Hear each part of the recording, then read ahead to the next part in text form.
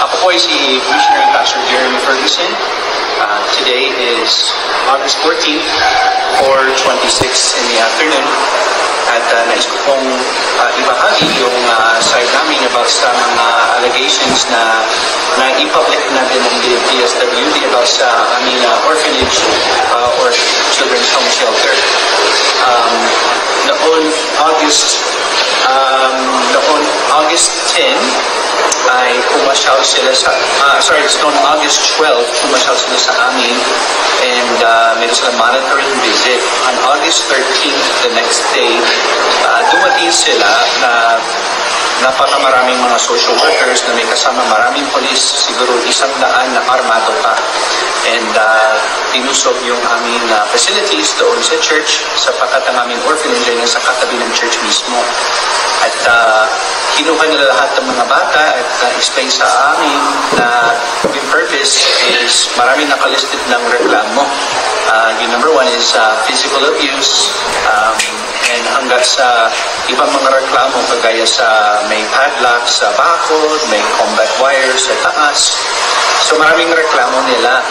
At ang mga reklamo nila ba sa physical abuse na sinasabi nila is yung mga bata ay pinapalo, tinatali, pinapapalupod, at never ako ginawa or gagawa ng ganun sa mga bata. At sa aming buong staff ay never ko sila tinuruan nagagawa ng ganun action sa discipline.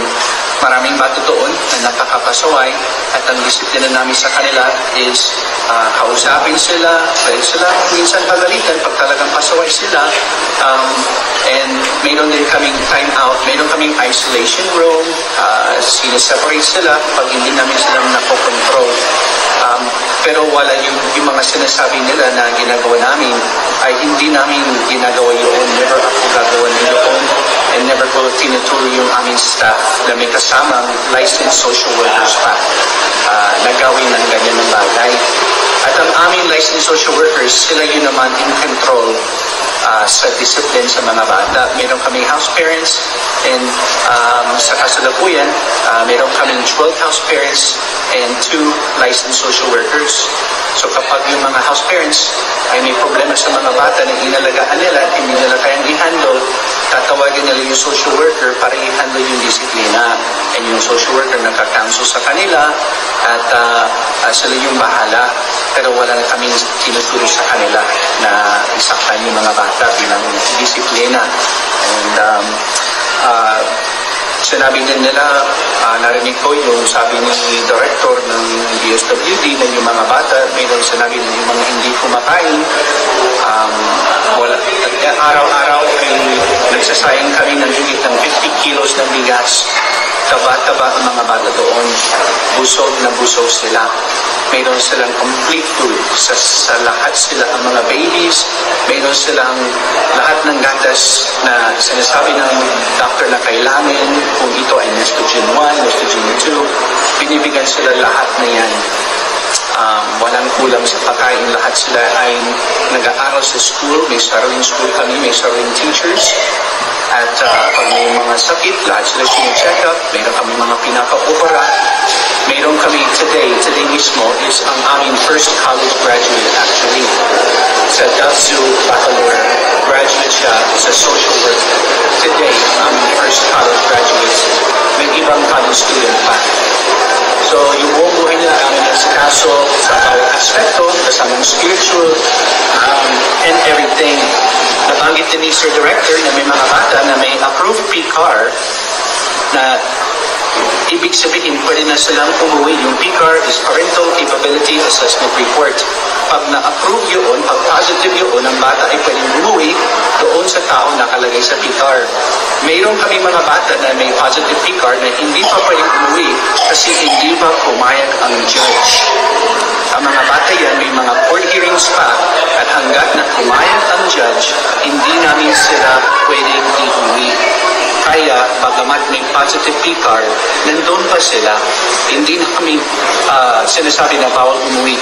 Sa 8 years ng aming orphanage, higit ng 300 children na ay aming tinulungan. 150 plus ay nakauwi na.